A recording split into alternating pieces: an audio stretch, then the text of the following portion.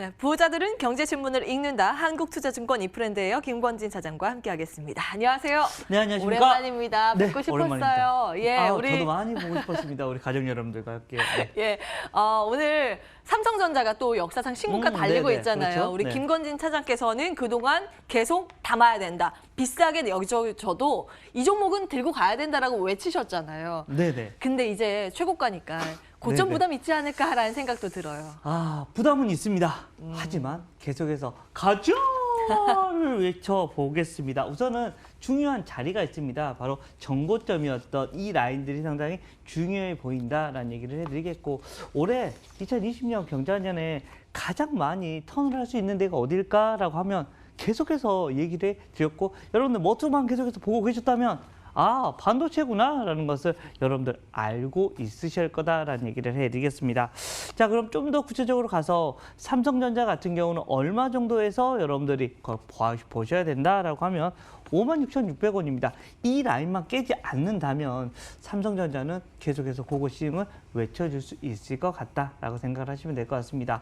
4분기가 어닝 서프라이즈가 나왔습니다. 야, 이거 생각보다 빠르게 지금 현재 전환이 되고 있다는 겁니다. 그리고 세계 경제가 어떻게 갈지는 몰라도 어찌 됐든 5G는 점점 깔리고 있고 휴대폰은 더 많이 팔리고 있고 여러 가지로 데이터 센터가 더 커지고 있다. 이렇게 되면 당연히 메모리는 간다라고 생각을 하시면 될 것 같고요. 이렇게 되면 삼성전자 우리가 지금 현재 보지 않았던 가격까지 계속해서 볼 수 있습니다. 오늘 아침에 제가 잠깐 계산을 해보니까 이게 우리 엊그저께까지만 해도 액면가가 5,000원짜리였잖아요. 예. 그 가격으로 환산해 보면 딱 지금의 50원을 곱해주면 되거든요.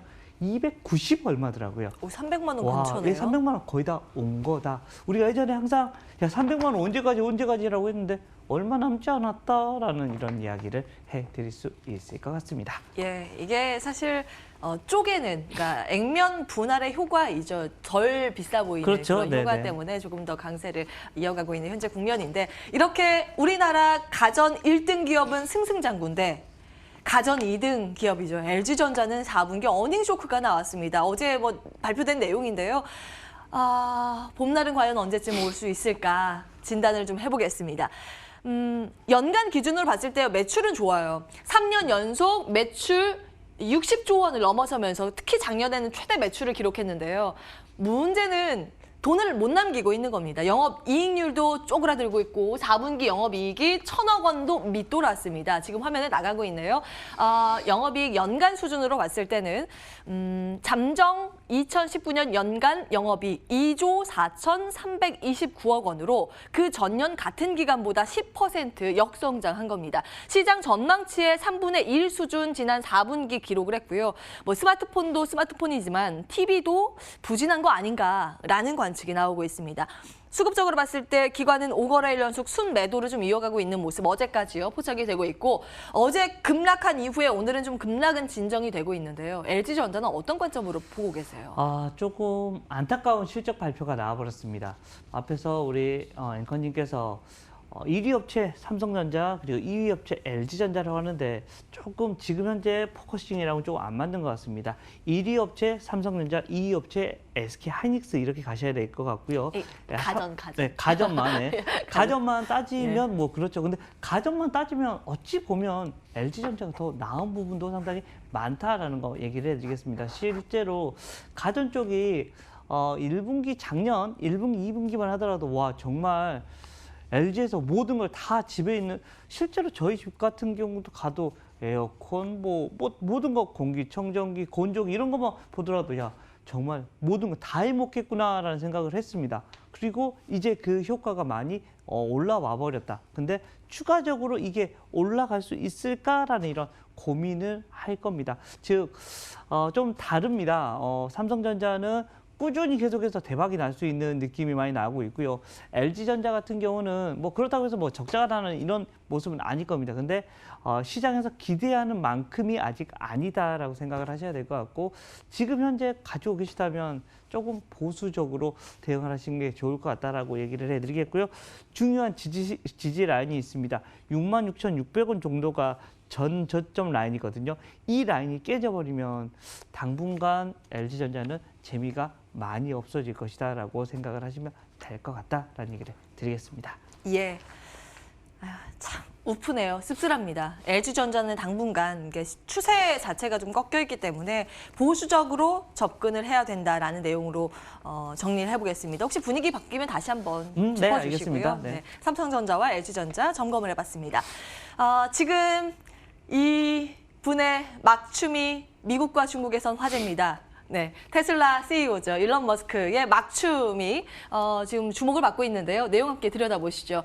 테슬라의 주가 자체가 7개월 만에 162%나 급증을 하면서 지금 시가총액 99조 원, GM이나 포드를 합친 정도의 수준에 육박하는 현재 시가총액입니다. 참 무섭게 올라가고 있어요. 지금 나가고 있네요. 옷 벗고 춤을 추는데요. 예. 주가가 이렇게 고공행진을 가니 신날 수밖에 없겠죠. 막춤입니다.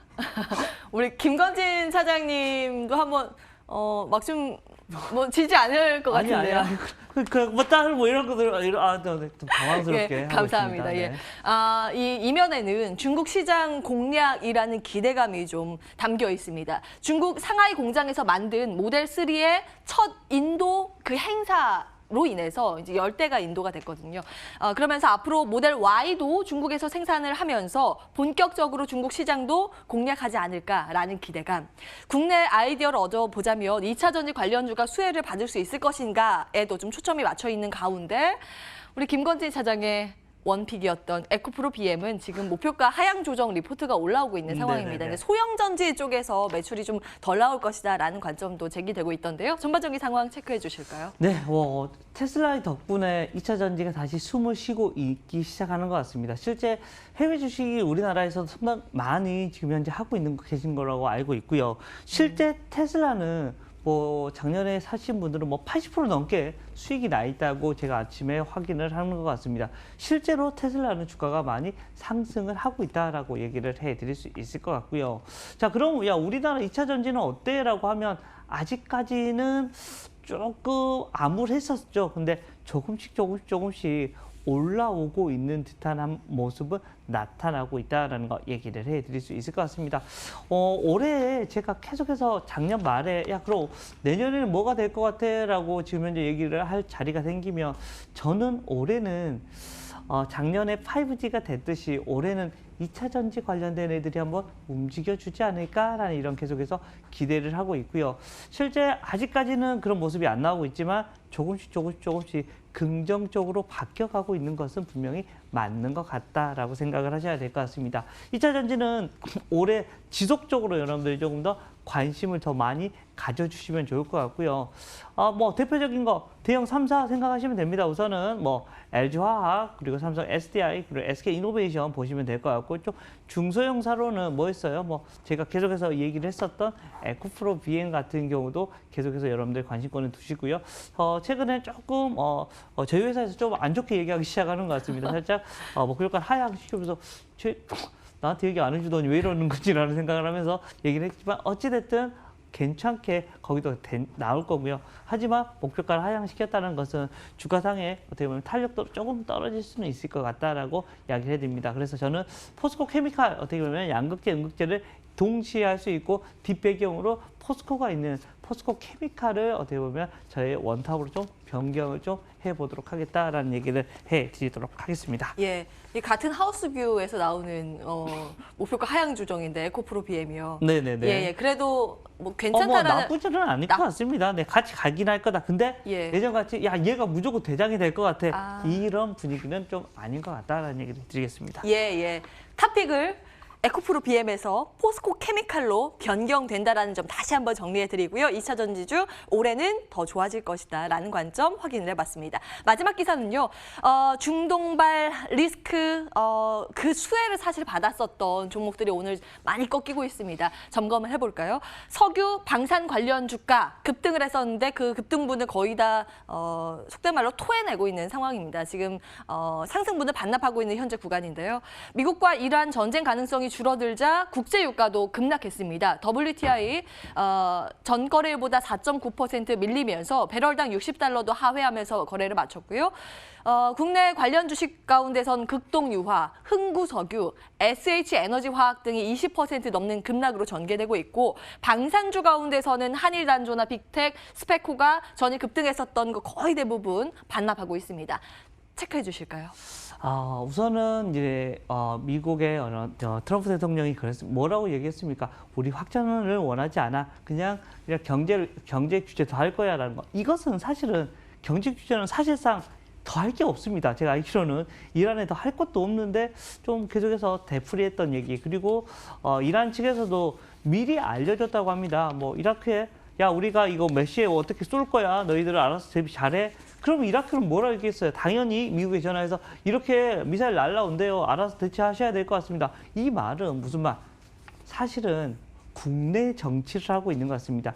이란에서도 야 우리 이렇게 쏘았어 라고 우리가 반격했어 라고 이란의 이런 국내 정치를 하고 있는 것 같고 트럼프 대통령도 마찬가지로 미국에 야 확전을 하지 않을 거야. 우리도 그렇지만 확실한 타격을 줬어 라는 얘기를 하면서 정치용으로만 멘트가 나오고 있습니다. 즉 확전이 되지 않는 것 때문에 지금 현재 그동안 많이 올랐었던 방위 관련된 산업체나 이런 관련된 주식들이 조금 다시 많이 하락을 했죠. 매번 이것은 반복이 됩니다. 석유나 이런 방산주들에 대한 이런 모습은 마찬가지고요. 그나마 뭐 석유 같은 경우 석유주들은 많이 하락되어 있으면 저가 매수는 가능. 그렇지만 방산주 같은 경우는 계속해서 뭐 단기 매매만 여러분들이 계속해서 이어가는 게 맞다라는 걸 얘기를 해드리겠습니다. 사실상 어제만 하더라도 어떤 얘기가 나오냐.